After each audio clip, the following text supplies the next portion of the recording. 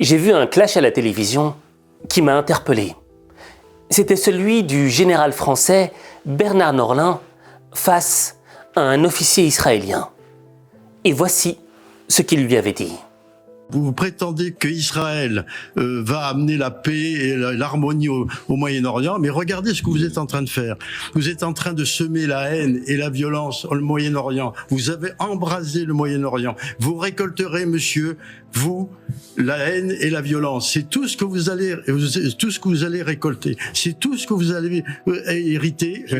Vous êtes là en train de prêcher la paix et vous arrêtez pas de bombarder vos voisins. Vous arrêtez pas d'agresser vos voisins. Et donc, pensez aux Palestiniens en Cisjordanie. Regardez ce que vous faites en Cisjordanie aux Palestiniens. Regardez ce que vous avez fait à Gaza. Regardez ce que vous faites un peu partout autour de vous. Et comment voulez-vous vous prétendre que vous allez amener la paix et la concorde dans la région? C'est une honte, monsieur, ce que vous venez de dire. Ce qui m'a interpellé, c'est la nature du discours du général.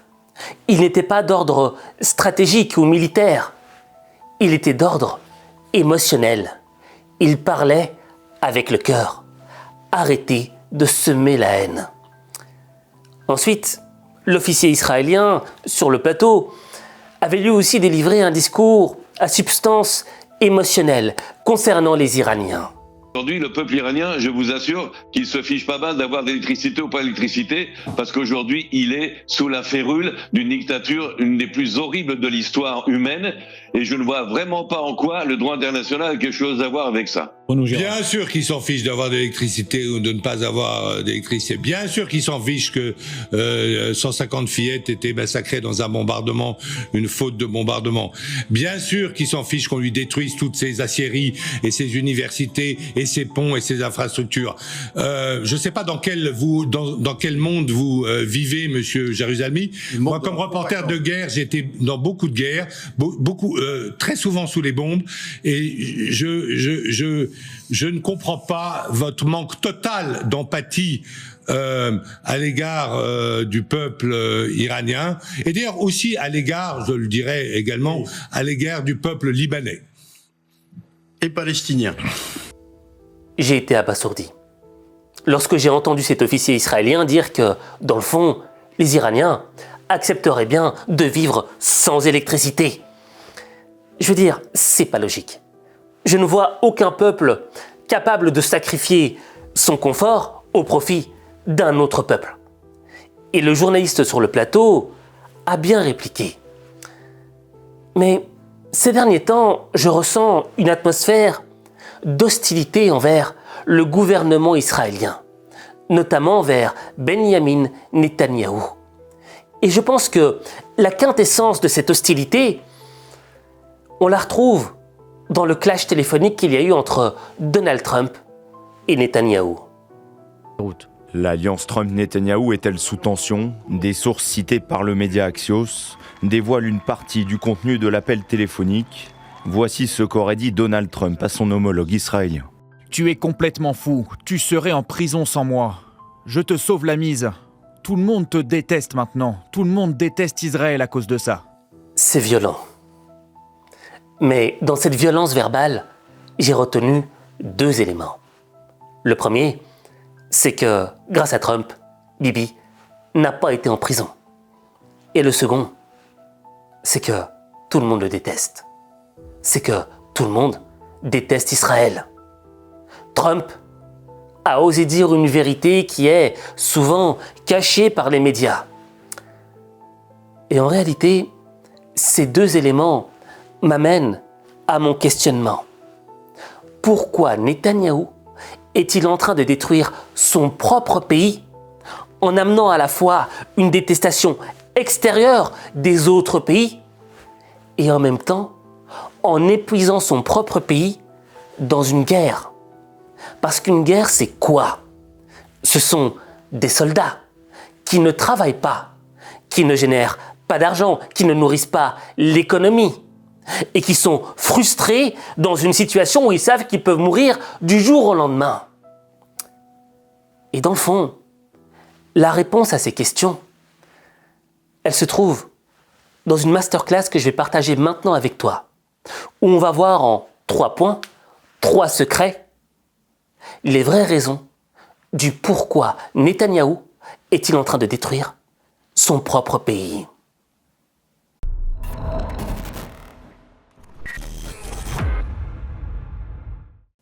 Cette masterclass, tu ne vas même pas la sentir passer. Je veux dire, on avance tellement vite qu'on n'en prend pas conscience. Et ce qui est drôle dans cette masterclass, c'est que on va faire le lien entre Netanyahou, Mobutu, l'ancien chef d'État du Zaïre, de la République démocratique du Congo, et Sun Tzu.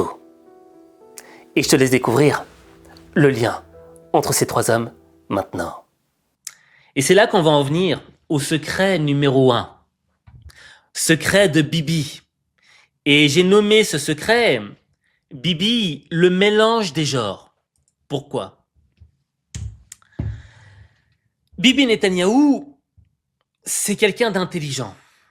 Il faut être sincère, il faut le dire. C'est quelqu'un d'extrêmement intelligent, d'extrêmement rusé.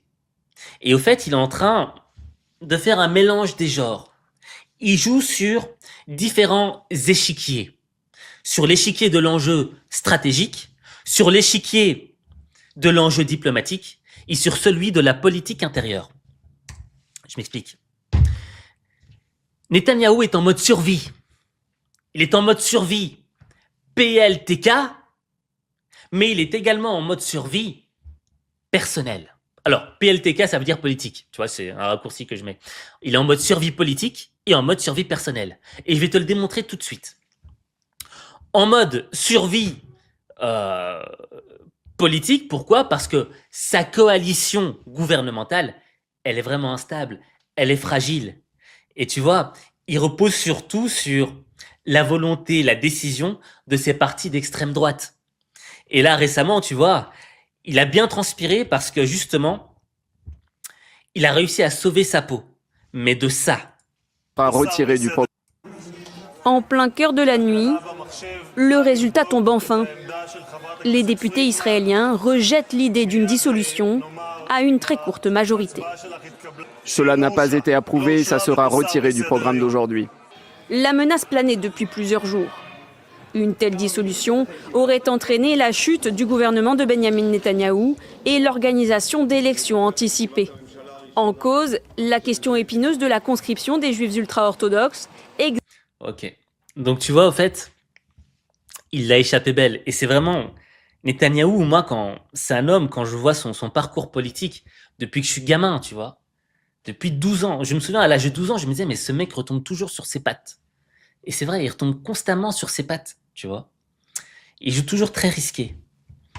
Et si on en revient au slide, ah ben, c'est ce que j'ai dit, tu vois. Il a un gouvernement d'une majorité très très mince. Ensuite, il a un autre problème encore. C'est l'opinion. Qu'elle soit intérieure ou qu'elle soit internationale, tu vois. Avec ce qui se passe à Gaza, il a retourné la planète entière contre son pays.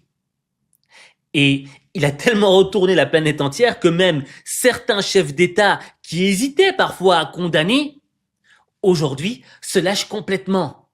Raison pour laquelle, à un moment, il a fait ce discours que je vais te présenter là maintenant. Le Hamas, entre les dirigeants occidentaux et Benyamin Netanyahou, le torchon brûle.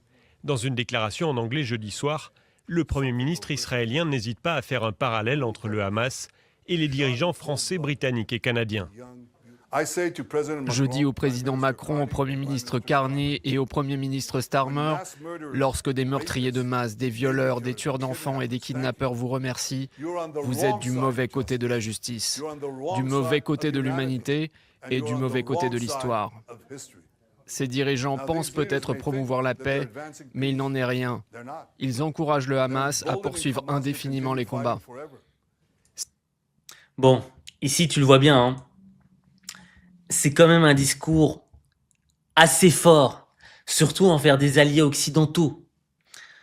Et en réalité, tu vois, quand il donne ce discours, Netanyahou, regarde ce visage, regarde l'expression, regarde la manière de... Je tape, tu vois. Et en même temps, on sent qu'il y a de la fatigue. Regarde, le visage est un petit peu jaune, on sent dans le regard qu'il n'a pas beaucoup dormi, qu'il est exténué. Et ça en dit long. Ça en dit long sur un autre fait. Sur le fait que, au-dessus de sa tête planent plein de menaces judiciaires, qu'elles soient internes au pays ou qu'elles soient internationales. Il risque une peine pour crime de guerre, pour crime contre l'humanité par la CPI.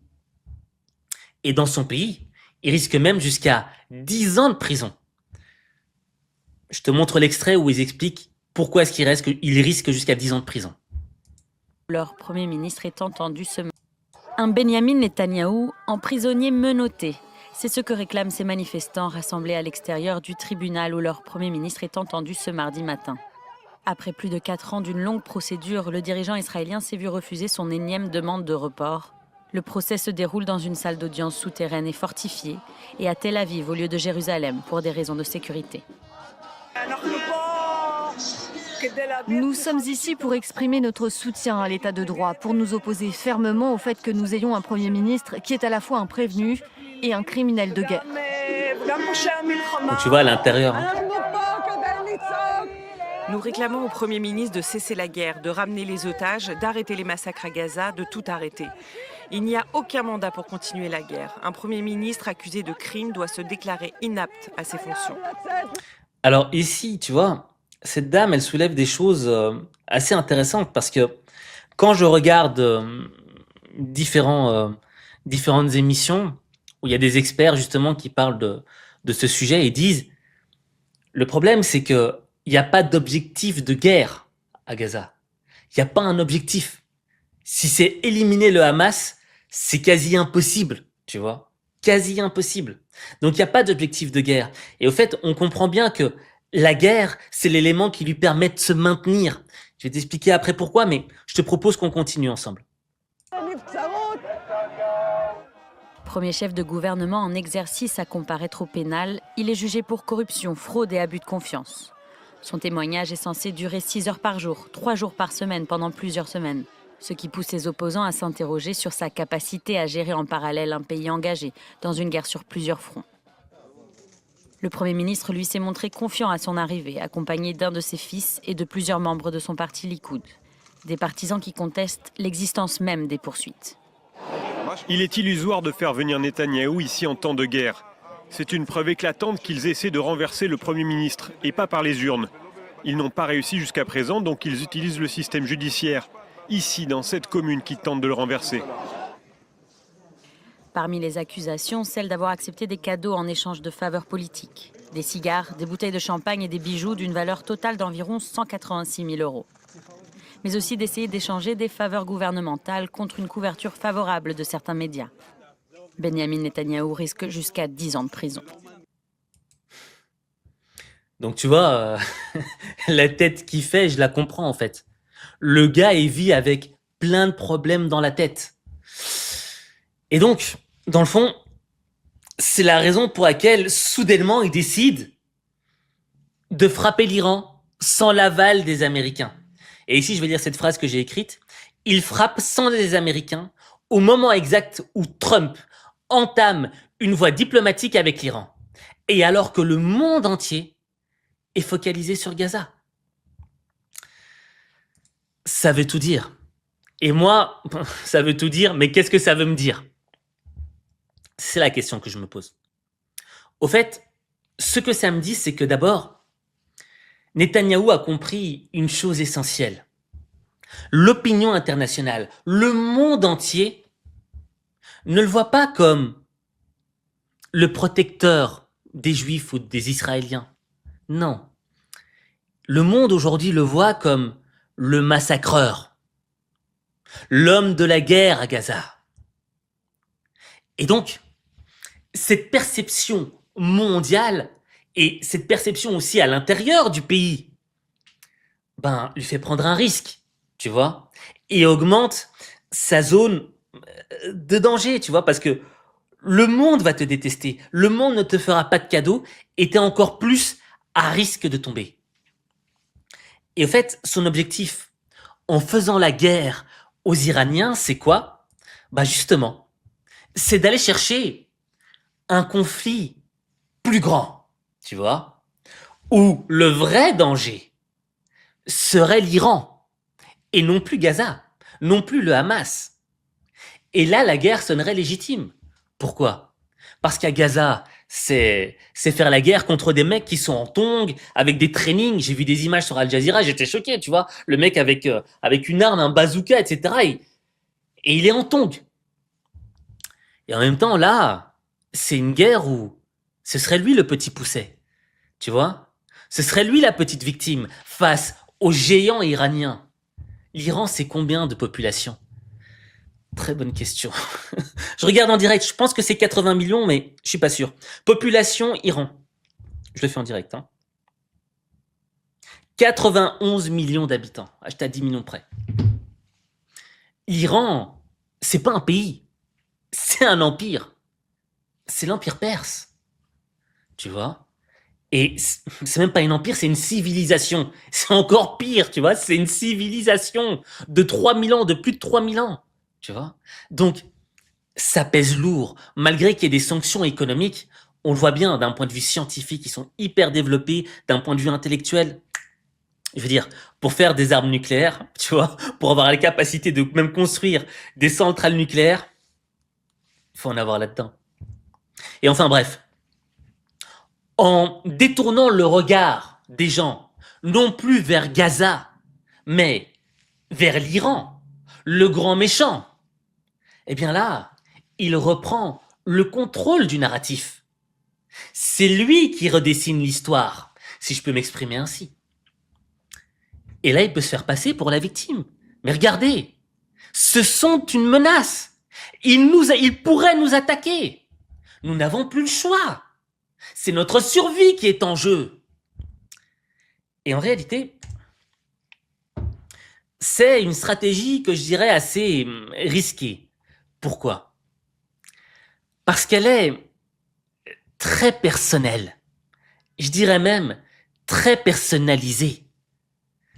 Netanyahou, il est coincé dans un coin. Et c'est l'une des dernières cartes qui lui reste à jouer pour s'en sortir. Parce que si la guerre s'arrête, si le gouvernement chute, il risque la prison. Et je pense qu'il a environ, 74 ans, 75 ans? Imagine-toi 10 ans de prison. Tu sors de prison à 85 ans. Plus, imagine-toi si la CPI parvient à t'arrêter. Combien d'années de prison tu vas faire en plus? Passer sa vie en prison, dépasser les 60 ans, c'est un véritable enfer. Parce qu'à partir de 60 ans, tu comptes les années qui te restent. Et son idée, c'est quoi? C'est de parier sur la guerre pour survivre politiquement. Et je dirais même survivre personnellement. Il joue sur sa liberté personnelle.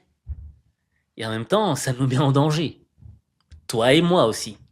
Je t'expliquerai après pourquoi. Bref, c'est une décision à double tranchant. Et cette décision à double tranchant nous amène vers le secret numéro 2. Et je ne sais pas si tu parviendras à reconnaître cette dame. Cette dame s'appelle Margaret Thatcher. C'était la chef d'État britannique dans les années 80. Début années 80. Et pourquoi est-ce que je prends Margaret Thatcher comme exemple pur, exemple chimiquement pur de ce que je souhaite illustrer, de ce que je souhaite démontrer à travers le cas Netanyahou?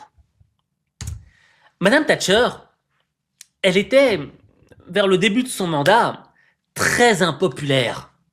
Pourquoi? Parce que Madame Thatcher, elle avait rentré le pays dans une crise économique assez grave. Elle avait une vision ultra-libérale pour la Grande-Bretagne. Et lorsque les sondages revenaient pour de nouvelles élections, qu'elles soient législatives ou autres, c'était catastrophique. C'était même la première dame la première ministre la plus impopulaire de l'histoire de la Grande-Bretagne. À cette époque-là. J'étais pas encore né, mais je me suis informé toute la nuit, rien que pour toi. D'où ces petits yeux. Et Margaret Thatcher, elle est parvenue à s'en sortir. Pourquoi? Est-ce que tu connais ce petit lopin de terre, cette petite île là? Je vais te la mettre en grand. Tu reconnais, c'est l'Amérique du Sud. Et d'un côté, on a l'Argentine, le Chili, tu vois. Mais de l'autre côté, là, dans le petit carré rouge, on a des îles. Malvinas en espagnol, Malouines en français, et Falkland en anglais. Mon anglais, c'est pas trop ça. Et en réalité, tu vois, les Argentins, enfin, le gouvernement argentin était à peu près dans le même cas que Netanyahou, tu vois. Ils avaient besoin de un petit peu remobiliser les gens dans leur pays. Tu sais, pour les souder, quoi. Il y a une guerre, on est attaqué, donc on doit être ensemble, on doit être soudés. Et ils s'étaient dit, ben, vous savez quoi, on va reprendre l'île des Malouines, qui est occupée par les Britanniques. Et c'est vrai que c'est compréhensible, tu vois. Je veux dire, l'île, elle est juste à côté de chez eux, tandis que les Britanniques, ils sont à 13 000 kilomètres, tu vois. Et donc, ils ont décidé d'envoyer leur armée et de reprendre l'île.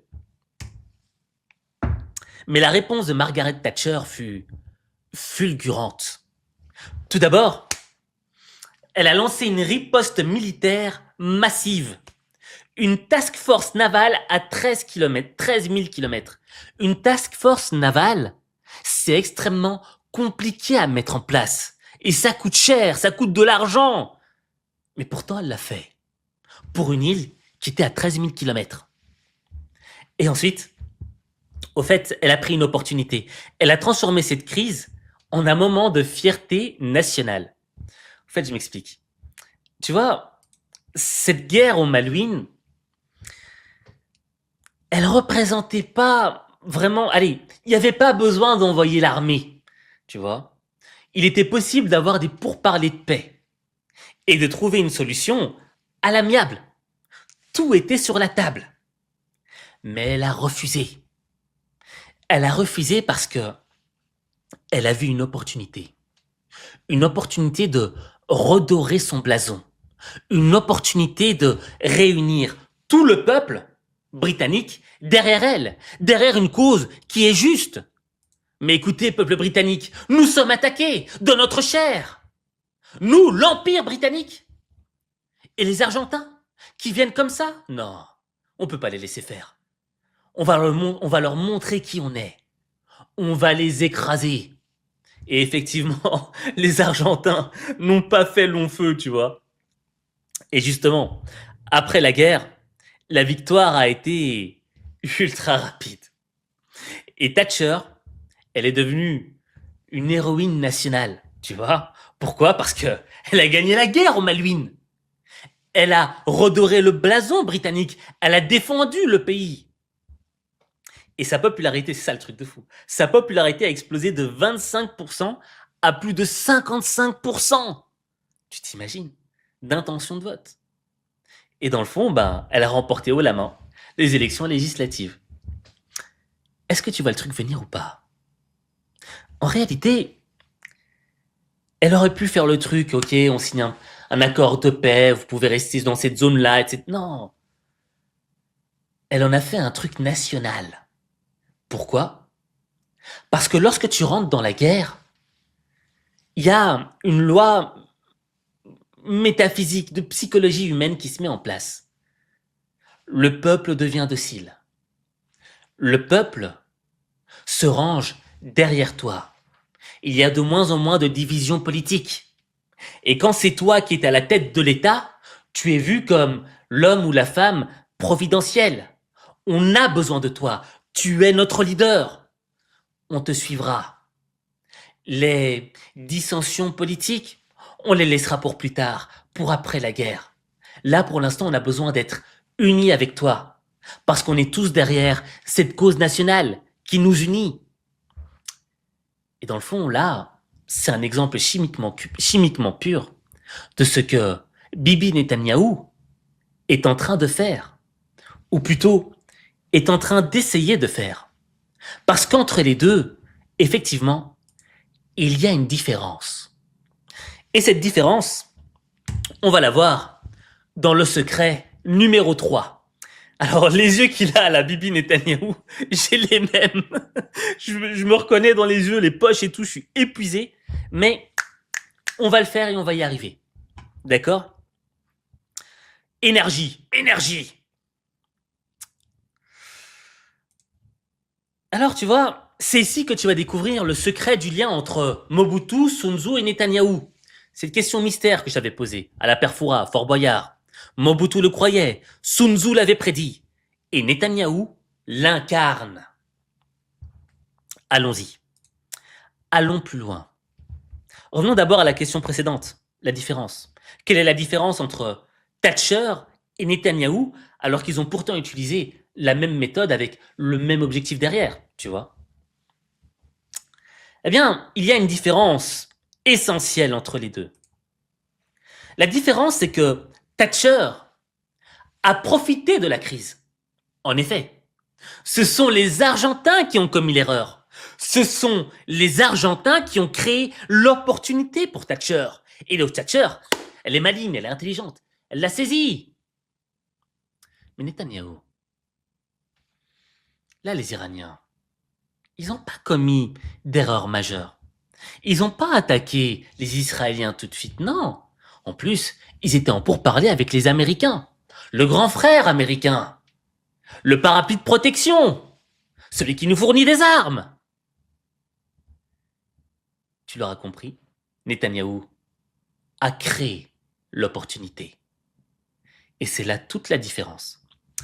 Et j'avais vu un tweet, je pense pas que je l'ai ici, malheureusement. Attends, je vais voir si je l'ai ici. Je pense que je pourrais te le partager tout de suite.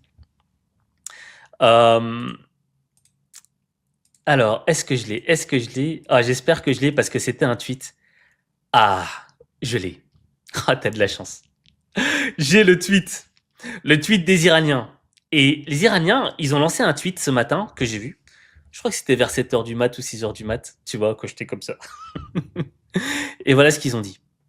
Alors, je partage l'image avec toi. C'est celle-ci. Voilà, on l'a.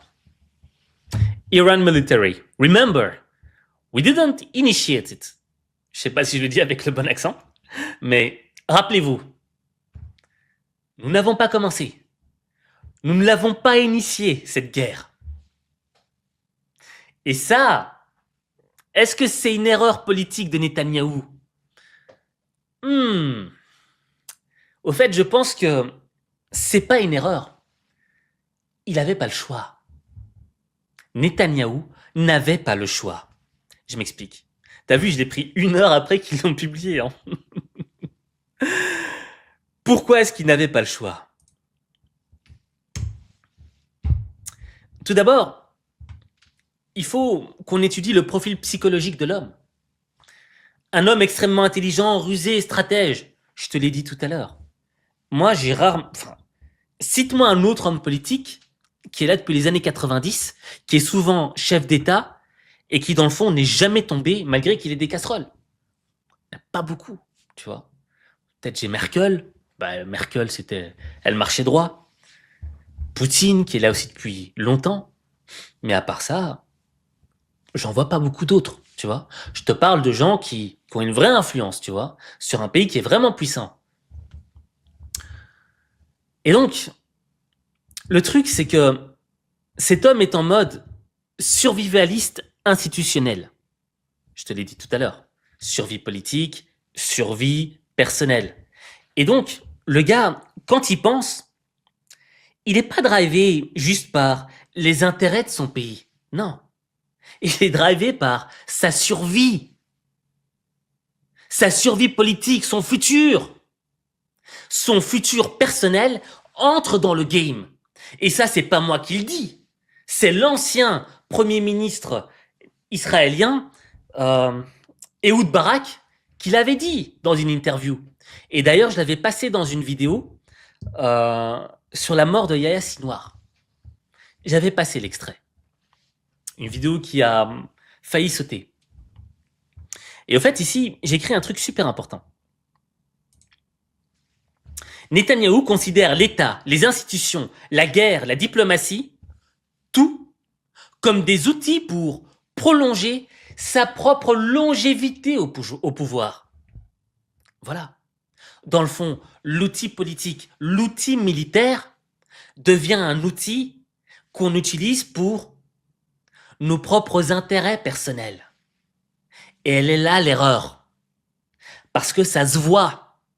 Parce que même le peuple, son propre peuple, le voit. Je t'ai montré l'extrait tout à l'heure des gens qui manifestaient.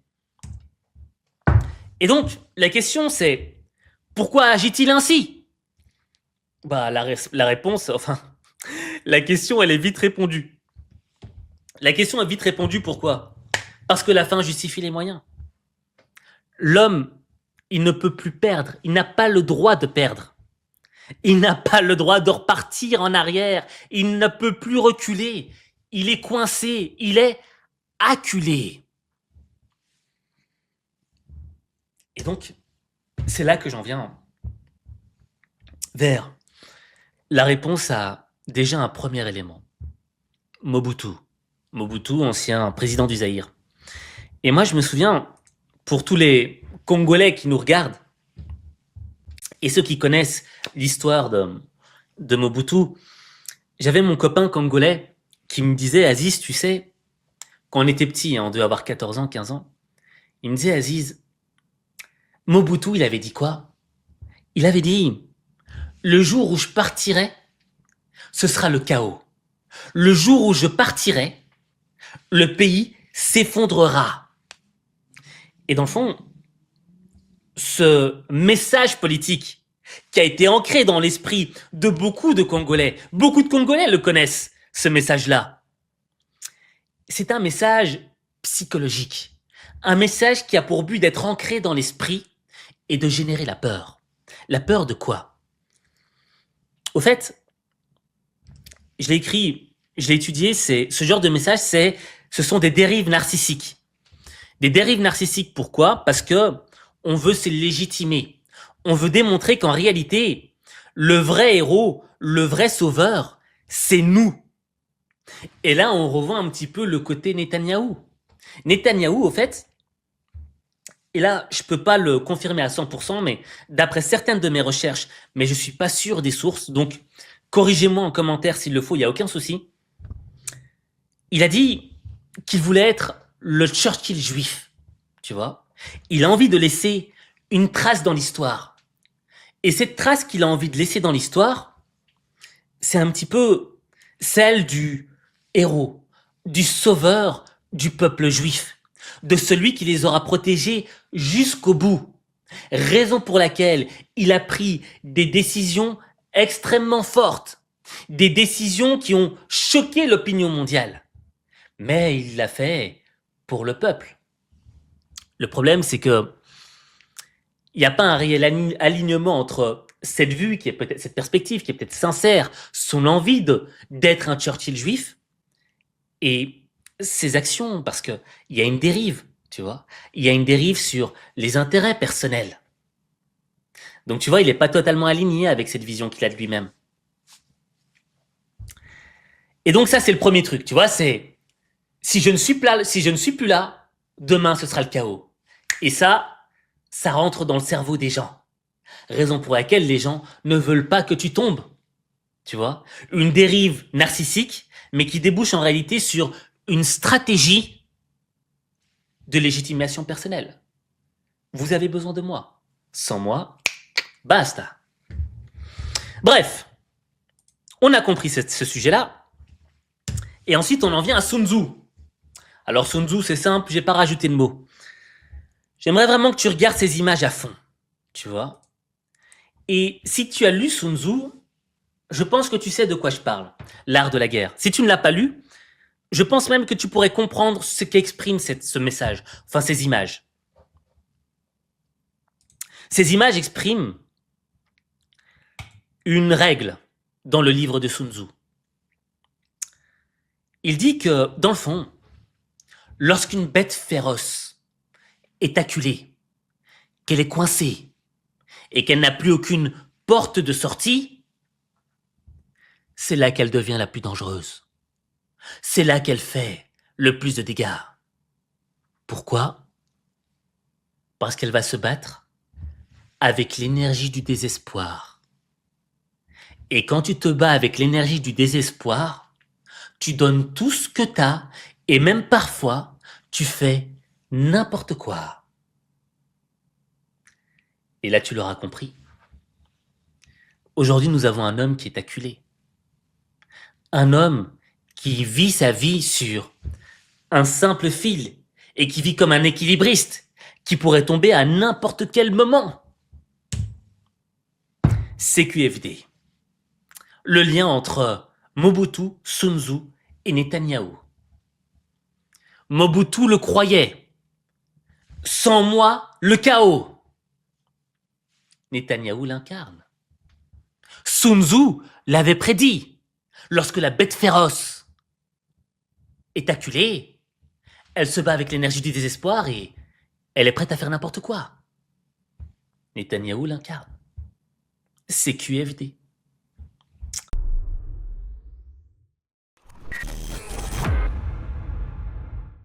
Si cette masterclass a résonné en toi, je veux que tu écrives en commentaire « masterclass ». Je répète, masterclass. Tu sais, l'objet de cette masterclass, elle était assez simple. C'est de t'offrir une leçon de vie qui va te suivre dans ton quotidien. Je m'explique. Dans ta vie, tu vas rencontrer des centaines, des milliers de Netanyahou. Qu'est-ce qu'un Netanyahou? C'est un homme qui a un discours et une intention. Et généralement, le discours a pour objectif de masquer l'intention. Tu vois, si on était au courant de leur intention, on irait à contresens de ce qu'ils attendent de nous. On ne le ferait pas, on ne les suivrait pas. C'est la raison pour laquelle le discours est là pour masquer l'intention et te pousser à adhérer au discours. Et tu vois, souvent, lorsque l'on prend conscience qu'on a été berné, arnaqué par un discours, il est trop tard. Et on se sent frustré, on se sent con. On se dit, mais pourquoi je suis tombé dans le piège? Je te rassure, c'est humain de tomber dans des pièges. Parce que d'autres humains dans cette terre vont tout faire pour te faire tomber dans le piège de leurs propres intérêts. Mais ce qui compte, c'est pas de se sentir coupable, c'est d'être responsable. Et être responsable, c'est quoi? C'est lorsque quelqu'un vient vers toi et qu'il te vend un discours, tu dois te poser la seule question qui vaille. Qu'est-ce qu'il y gagne? Qu'est-ce que cette personne gagne à me vendre ce discours? Et à partir du moment où tu commences à décortiquer la réponse à la question « Qu'est-ce qu'il y gagne ?», eh bien c'est là que tu comprends la réelle intention qu'il y a derrière. Et c'est là que tu évites de tomber dans le piège. Et quand tu comprendras cela, tu transformeras ta vie. Mais ta vie, il n'y a que toi qui peux la transformer. Il n'y a que toi.